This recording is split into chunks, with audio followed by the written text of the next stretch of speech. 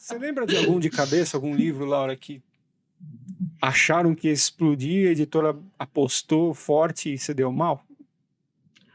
Isso acontece direto. Não tem nem graça. Eu já comentei aqui, né, que tem um mega-seller nos Estados Unidos que aqui não pega. Acho que é James Patterson. Ele não pega. Eu não sei por quê. Tem várias editoras que já tentaram lançar ele. Ele é um sujeito que vende pra caramba nos Estados Unidos. No Brasil ele não pega. Chega do Brasil, o pessoal não tá nem aí com ele. Não. Engraçado. Tem coisa assim. O mundo dos best-sellers é cheio de surpresas. Cheio.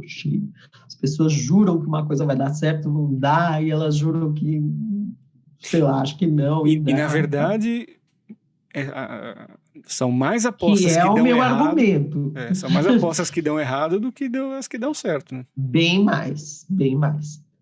Tem muito... É por isso que as editoras muito grandes, elas ficam soltando muitos livros por mês.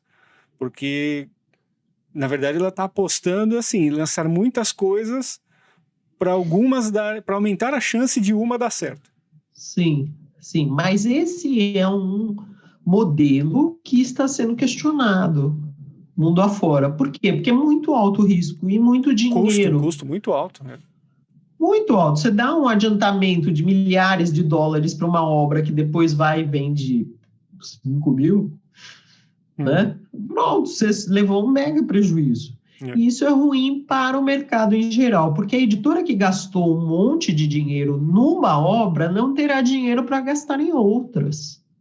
Sim. É bem problemático isso. É por isso que tem tanta gente que discute, que vai contra esse tipo de raciocínio. Mas, para vocês saberem, ele existe. E nem é impossível de todo que um autor independente entre nesse circo. Não é impossível. É só que é bastante difícil. É uma questão de acertar e ter sorte e ter feito o básico. E aí tem que olhar o perfil também da editora, né? Tem editora que arrisca autor nacional e tem editora que não arrisca autor nacional. Sim. Então tem autora que a estratégia da editora é buscar best-seller lá fora e publicar no Brasil, na esperança que se repita aqui. Mas nem sempre dá certo. E nem sempre dá certo. Olha, o Francisco Júnior está perguntando se eu entendi bem nesse exemplo dos 50 tons, fez sucesso porque o autor usou um nicho que ainda não tinha sido usado. Não, nicho não. O nicho nem é nicho, é imenso, né? São as mulheres que gostam de obras românticas. Não, ele já foi usado. Ela colocou um diferencial na obra. É isso que eu vivo dizendo para vocês fazerem. Ou seja, até então, todas as obras falavam de sexo de um jeito certinho. Não tinha nada de diferente. Ela botou o sexo de um pouquinho de diferente. Ela botou uma pimentinha lá. Ou seja, essa coisa de sadomasoquismo, chicote, algema, essas coisas. Então, ela botou esse tipo de sexo, que isso fez a diferença. Entendeu? Então, era no segmento dela, não é nem nicho, porque é imenso. Muitos milhões de mulheres leem obras românticas. Mas vinha sempre um tipo de obra e ela fez, aqui dentro daquele modelo, uma obra um pouco diferente. Vivo dizendo, gente, procurem diferencial. E o diferencial você só sabe quando você lê as obras que existem e aí desenvolve alguma coisa um pouco diferente na sua. E tem uma pergunta interessante aqui, eu vou ter uma certa dificuldade para ler o nick da pessoa aqui, acho que é Mr. Firespire, imagino que seja isso. Como funciona a compra dos direitos da arte de capa desses best-sellers? É uma boa pergunta. Ele funciona... Vem junto. Ou ele vem junto, ou a editora paga um adicional, não é lá muita grana, às vezes ela paga um adicional para também poder usar a arte da capa. Mas nesses 700 mil veio junto. Nesse específico, que assim, só para deixar claro, pessoal, pagar 700 mil não é regra. É exceção da Não, exceção. é bem fora da rota.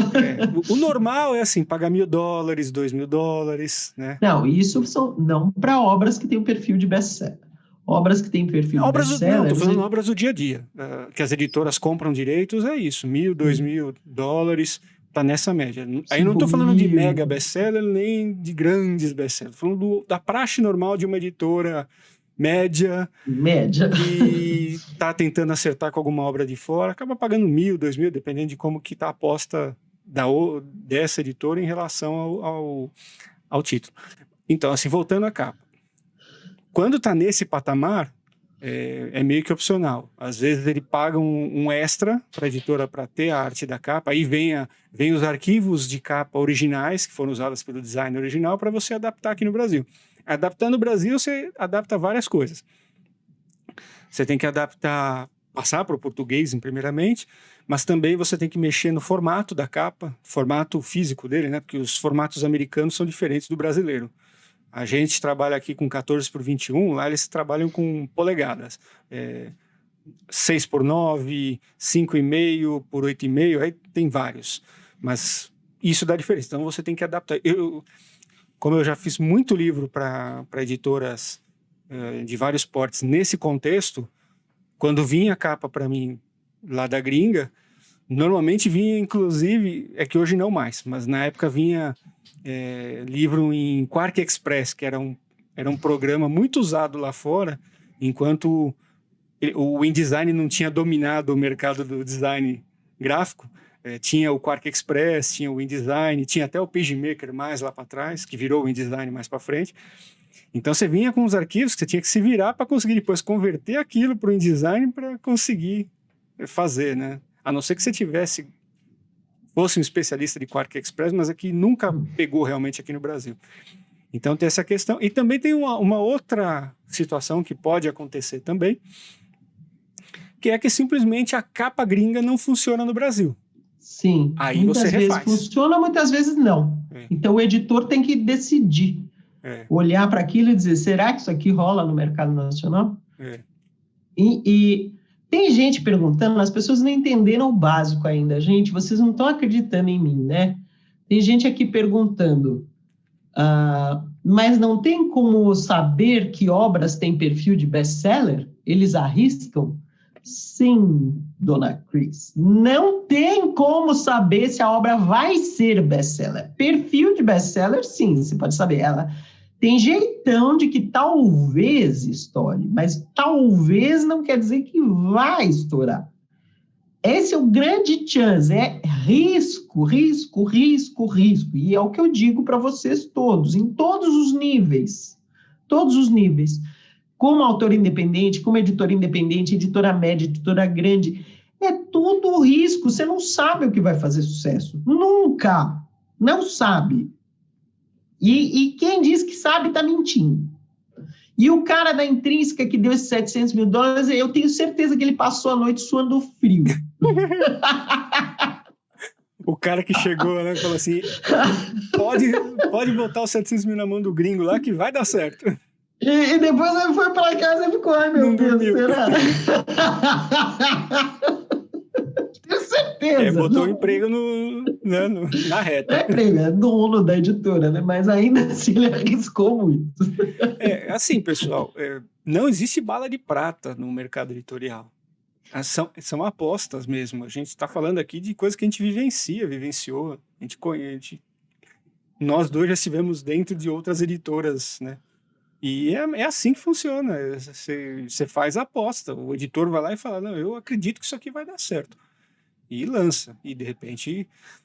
E às vezes você abre uma editora com o fiofó virado para a lua e você emplaca, sem mesmo saber muito bem o que está acontecendo, você emplaca uma sequência de best-sellers.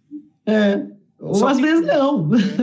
Só que a gente trabalhou numa editora que era assim...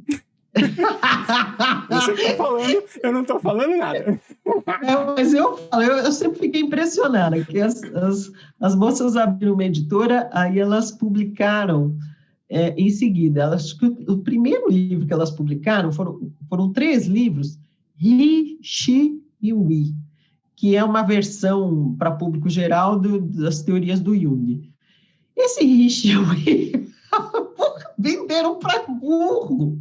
Os primeiros livros da editora venderam para burro. Elas já começaram abrindo a porta assim de... Arregaçando de vender. Nossa, e quem diria que esses livros venderiam? Gente, vocês não imaginam como venderam. E aí elas tiveram a sorte de publicar O Cavalo de Troia, que é também uma Mega série seller, né? mega seller.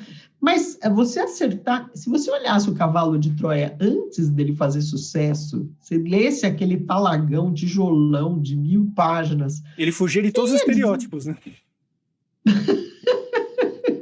Você ia dizer que aquilo ia vender milhões? Nunca, nunca. É muito... E do mesmo jeito, como eu disse, como você nasce com o fiofó para lua, o negócio vai emplacando um best-seller atrás do outro, e de repente, de uma hora para outra, você não consegue mais emplacar, né? De repente chega uma hora que o encanto acaba e você não consegue descobrir por que é que parou de conseguir emplacar best-seller. E é um problema, porque aí passa a ser um pote às vezes normal dá de venda. saturação, que olha, a Cristiane Dias está comentando, os 50 Tons abriu a torneira para a enxurrada de romances hot que temos hoje. Eu acho assim, já tinha uma tendência, né, mas ele aumentou o tom, digamos, né, antes não se falava tanto assim, sexo, era erótico sem ser tão aberto, né, não era esse pornô soft, e de fato, depois dos 50 Tons virou um pornô soft generalizado, todo mundo agora fala de sexo de uma forma bem mais explícita, né, para mulheres, antes para homens sempre teve, mas para mulheres não havia. Mas é o que o Sidney está dizendo, a gente não sabe se vai cansar. De repente, a mulherada vai chegar num momento que vai dizer, chega, gente, não quero mais. Não sabemos, acompanhe as tendências da sociedade. Né? Então, por favor, mantenham esse princípio na cabeça. É um princípio que vale para todo tipo de obra criativa, em especial livro. É o componente de risco. Você nunca sabe o que vai dar certo. E também não adianta você tentar pegar a onda que já passou. Então, assim, não é porque um Tons de Cinza da vida está explodindo que você vai lançar o Tons de Azul 50 Tons de Roxo. E você pode até pegar um pedacinho dessa onda, mas nunca você vai chegar perto daquele que foi o primeiro. Por isso que aí o diferencial daquela pessoa deixa de ser diferencial. Quando alguém acerta, o diferencial deixa de ser diferencial. Ainda mais editoras que, quando uma acerta, todas elas lançam bilhões de livros iguais. Parecidos, para pegar onda. Então, assim, normalmente o diferencial vira clichê em questão de meses, ou até, né? Muito rápido você satura o mercado, tentando pegar carona no sucesso daquele lá que ninguém sabe muito bem por que estourou. Está dada aqui a minha interpretação como editora.